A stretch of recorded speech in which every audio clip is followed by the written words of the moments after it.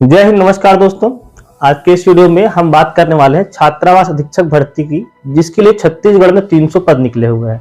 हालांकि अब इसके लिए अंतिम तिथि जो है वो 31 मार्च है और काफी लास्ट में ये वीडियो बना रहा हूं मैं, इसलिए कि एक रिमाइंडर भी आप लोगों को, जो लोग फॉर्म नहीं भरे हैं वो इसके लिए फॉर्म भर लेंगे। और आज के इस वीडियो में हम लोग चर्चा करेंगे कि इसके लिए आप तैयारी किस प्रकार से कर सकते हैं। सिलेबस वगैरह आप लोगों ने देख लिया होगा, बहुत जगह कोचिंग क्लासेस वगैरह स्टार्ट हो गई है, मार्केट में इसके लिए बुक वगैरह आना भी स्टार्ट हो गया है। यह छत्तीसगढ़ में जो है काफी मोस्ट अवेटेड एग्जामों में से एक है, क्योंकि 2016 के बाद ये पहली बार इस पर वैकेंसी ली जा रही है। ठीक है, आप सभी लोग को पता है कि इसमें जो टोटल पोस्ट है वो 300 पद यहाँ पे आए हुए हैं, जिसमें कुछ एसटी के बैकलॉग के पद थे वो भी इसमें शामिल कर लिया गया है। और मैं आप लोग को बताऊं दोस्तों कि ये 300 पद है, इसकी आने की संभावना जो थी वो लगभग 1000 पद के आसपास यहाँ पर वैकेंसी आई थी, लेकिन 1000 पद नहीं निकाले गए हैं, केवल 300 पद ही इसमें निकाले गए हैं। और जो पहले हॉस्टल वार्डन बने थे, लगभग 1400 लोगों का प्रमोशन हुआ था इसमें। ठीक है, लगभग 1400 लोगों का प्रमोशन हुआ था, मतलब कि 1800 के पास तो मिनिमम पोस्ट इसमें आने चाहिए थे। ठीक है, अब जो लोग आवेदन नहीं किए हैं उन लोग के लिए 31 मार्च की लास्ट तिथि है, और बीच में इसमें काफी ज्यादा आवेदन आ गए थे। सभी जो जिले मुख्यालय सभी जगह इसके लिए एग्जाम कंडक्ट कराए जा रहे थे, और बीच में क्या हुआ था, एग्जाम के सेंटर वगैरह भी फुल होने की खबर मिल रही थी। तो जो नहीं भरे हैं वो अंतिम तिथि है, इसमें आवेदन कर लेंगे और अपना कंप्लीट कर लेंगे। और कुछ अभ्यर्थी ऐसे भी हैं जो मैसेज कर रहे थे मुझे कि उन लोग का फॉर्म भरने में कुछ गलती हो गया है, तो आप लोग देख पाएंगे कि 1 अप्रैल से 3 अप्रैल के बीच में, ठीक है, 1, 2 और 3 अप्रैल को इसके लिए त्रुटि सुधार का जो है प्रोसेस रखा गया है कि किसी से आवेदन भरते समय कोई गलती है तो उसके लिए आप लोग त्रुटि सुधार भी कर सकते हैं। ठीक है, ये सारी जो चीजें थी मैंने अपडेट दिया है आप लोग को। और अभी हम लोग बात करते हैं दोस्तों कि आप लोग इसके लिए कैसे बढ़िया से तैयारी कर सकते हैं। तो चलिए दोस्तों देखते हैं आपका सिलेबस क्या है। सिलेबस को मैंने यहाँ पे शॉर्ट में लिख के रखा हुआ है, आप सभी लोग को पता होगा, केवल 6 पॉइंट में मैंने सिलेबस लिखा हुआ है। यहाँ पर जो पहले एग्जाम होते थे तो वहां पर 150 अंक का जो होता था वो क्वेश्चन पेपर होता था, और 150 में से आपको जो मार्क्स गेन करने होते थे वो उसके हिसाब से आपका सिलेक्शन होता था। ठीक है, लेकिन इस बार से क्या है, आप अपने पैटर्न चेंज किया है, और यहाँ पे आप देख पाएंगे टोटल 100 अंकों का ही आपका पेपर होगा और 100 क्वेश्चन इसमें रहेंगे। इसके ऊपर में जितने भी आपके नंबर आते हैं उसके हिसाब से आपका सिलेक्शन होगा। ठीक है, पहला हम लोग भाग देखते हैं कंप्यूटर का। ठीक है, कंप्यूटर का आप लोग यहाँ पे अपने स्क्रीन पे सिलेबस देखेंगे। कंप्यूटर का जो सिलेबस है काफी बड़ा है, बिल्कुल पहले जैसा ही सिलेबस रखा गया है, और इसको आपको देखना पड़ेगा। इसमें मिनिमम क्वालिफाइंग मार्क्स आपको लाने पड़ेंगे 15 नंबर। ठीक है, 30 प्रश्न होंगे। ठीक है, इन सभी चीजें, कंप्यूटर का परिचय हो गया, उसके उपयोग, भाग, input device, output device, printer, ठीक है, एंटीवायरस वगैरह सारी चीजें इसके कंप्यूटर के सिलेबस में है। तो कंप्यूटर में आपको काफी ज्यादा ध्यान देना पड़ेगा। 2-3 बुक से मिला करके पढ़े। पिछला जो क्वेश्चन पेपर था उनको बिल्कुल नहीं छोड़ना है आप सभी लोग को। पिछले क्वेश्चन पेपर से व्यापम में क्वेश्चन रिपीट होते हैं। ठीक है, क्वेश्चन रिपीट होंगे आपके। तो 30 नंबर का जो कंप्यूटर है आपका, यहाँ से मिनिमम पासिंग मार्क वो 15 नंबर है, और मैक्सिमम आप जितना चाहे उतना लाएंगे तो आपका सिलेक्शन अच्छी तरह से हो सकता है इसमें। ठीक है, मिनिमम सोचिए कि 25 से लेकर के 28 के बीच में या 22 से ऊपर ही आपके नंबर इसमें आए। कंप्यूटर का वेटेज बड़ा है। ठीक है, 30 क्वेश्चन है और 30% वेटेज यहाँ पर है। उसके बाद 2 लैंग्वेज आपसे पूछी जाएगी, हिंदी और इंग्लिश। ठीक है, ये 5-5 नंबर का है, 5 नंबर का हिंदी और 5 नंबर का इंग्लिश है, तो 10 नंबर का है। तो जिसका लैंग्वेज में अच्छा कमांड है वहां से 2-3 प्रश्न आराम से बन सकते हैं। बाकी अगर लैंग्वेज के यहाँ पर आप सिलेबस देख पाएंगे तो हिंदी का सारा सिलेबस यहाँ पे है। स्वर, व्यंजन, वर्तनी, लिंग है, सर्वनाम है, संज्ञा, संधि, व्याकरण की शुद्धियां, शब्द रचना, पर्यायवाची विलोम, मुहावरे, लोकोक्तियां, ये सारी सिलेबस में इसमें दिया गया है। और ऐसा नहीं है कि सभी टॉपिक से प्रश्न आएंगे, क्योंकि प्रश्न तो 5 ही पूछे जाएंगे आपसे, और सिलेबस हिंदी का काफी बड़ा है। ठीक है, और उसी प्रकार इंग्लिश का भी है। नंबर, जेंडर, आर्टिकल्स, मतलब इंग्लिश ग्रामर के यहाँ पे लिखा गया है। ट्रांसफॉर्मेशन ऑफ सेंटेंस लिखा गया है। एक्टिव पैसिव वॉइस पूछा जाएगा आपसे, और वोकैबुलरीज पूछी जाएंगी आपसे। ठीक है, synonyms, antonyms, one word substitution and spellings. ठीक है, आपको स्पेलिंग्स वो सारी चीजें यहाँ से पूछी जाएंगी। तो 5-5 क्वेश्चन आपको यहाँ से आएगा, ये आप लोग को पता है।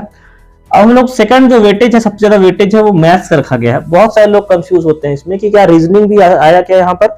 तो रीजनिंग इसमें आपको नहीं पूछा जाएगा, केवल यहाँ पे मैथ्स का सिलेबस आपसे पूछा जाएगा। पूरे जो 25 क्वेश्चन है वो मैथ्स के ही रहेंगे, यहाँ पे रीजनिंग नहीं आएगा। ठीक है, यहाँ पे क्या है, रीजनिंग आपका नहीं आएगा। तो 30 क्वेश्चन यहाँ से अच्छे से करना है आपको, और ये 25 मतलब 55% जो पूरे एग्जाम का वेटेज है वो आपका कंप्यूटर और मैथ्स में ही कंप्लीट हो जाएगा। यहाँ पर देखेंगे स्टार्टिंग से मैथ का सिलेबस आप लोग को स्क्रीन पे दिखाई देगा। एलसीएम एचसीएफ है। ठीक है, औसत है मतलब कि एवरेज है। प्रतिशत लिखा है, परसेंटेज इसमें देखेंगे। चाल, समय, दूरी मतलब टाइम एंड डिस्टेंस की बात हो रही है। ठीक है, साधारण ब्याज है, लाभ और हानि है, प्रतिशत जन्म मृत्यु दर जनसंख्या, ठीक है, वृद्धि वगैरह लिखा हुआ है। फिर यहाँ पे ज्योमेट्री की बात करें तो रेखा और कोण, समतल आकृति है जिसमें त्रिभुज, चतुर्भुज, वृत्त आएंगे, और नीचे समतलीय आकृति में से आयत लिखा हुआ है, चतुर्भुज वगैरह लिखा हुआ है, लंबाई चौड़ाई, ये सारी चीजें आपसे पूछी जाएंगी। ये है आपके मैथ्स का सिलेबस, ठीक है। जितना सिलेबस में लिखा हुआ है सिर्फ उतना ही आप लोग करेंगे, इतना आप लोग के लिए सफिशिएंट हो जाएगा, ठीक है। उसके बाद सामान्य ज्ञान, पहली बार हुआ है कि व्यापम ने इतना डिस्क्राइब सिलेबस यहाँ पे दिया हुआ है। सामान्य ज्ञान यहाँ कोई 15 अंकों का रखा गया है, ठीक है। भारत का सामान्य ज्ञान देखेंगे, यहाँ से सभी में से 2-2 अंक इसमें लिखे गए हैं, ठीक है, 2-2 अंक लिखे गए हैं। तो मतलब आप लोग पूरा इतिहास पढ़ेंगे, पूरा संविधान पढ़ेंगे, ठीक है, तो सभी में से 2-2 नंबर के प्रश्न आपसे पूछे जाएंगे। लास्ट में खेल योग वगैरह लिखा हुआ है, वहां से 4 नंबर के पूछे जाएंगे। और साइंस भी है इसमें, ठीक है, साइंस में 3 नंबर के 3 क्वेश्चन यहाँ से पूछे जाएंगे। तो कुल मिलाकर 15 नंबर का आपका जीएस रखा गया है। उसके बाद जो है 5 नंबर जो है, और 5 नंबर जो है छत्तीसगढ़ और करंट अफेयर। छत्तीसगढ़ का सर्वसमाही करंट अफेयर, छत्तीसगढ़ के 5 क्वेश्चन रहेंगे, और छत्तीसगढ़ जो करंट अफेयर रहेगा वहां से 5 क्वेश्चन, तो 10 क्वेश्चन यहाँ से हो जाएंगे। और लास्ट में बाल मनोविज्ञान, ठीक है, 10 नंबर।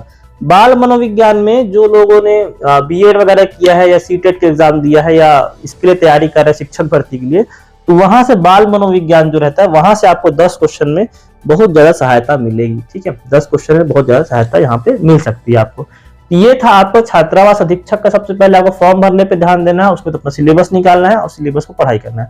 अब कुछ स्ट्रेटेजी की हम लोग बात करते हैं, कैसे इसकी तैयारी करेंगे। तो सबसे पहले जो आप सिलेबस अभी आप स्क्रीन पे देखे हैं, उस सिलेबस को आप लोग प्रिंट आउट निकलवा करके अपने रूम में या अपने पास में रखेंगे। सिलेबस को आपके पास हार्ड कॉपी होना बहुत जरूरी है, ताकि आप लोग का अच्छे से प्रिपरेशन हो सके, ठीक है।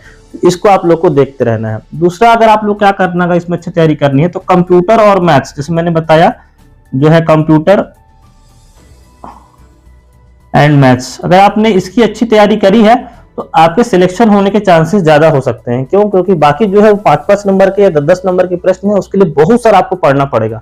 लेकिन ये दो टॉपिक दो ऐसे हैं कि आप मैथ्स और कंप्यूटर अगर पढ़ लेंगे तो 50% से ज्यादा जो है आपका सिलेबस या वेटेज है 55% वो कंप्लीट हो जाएगा, ठीक है।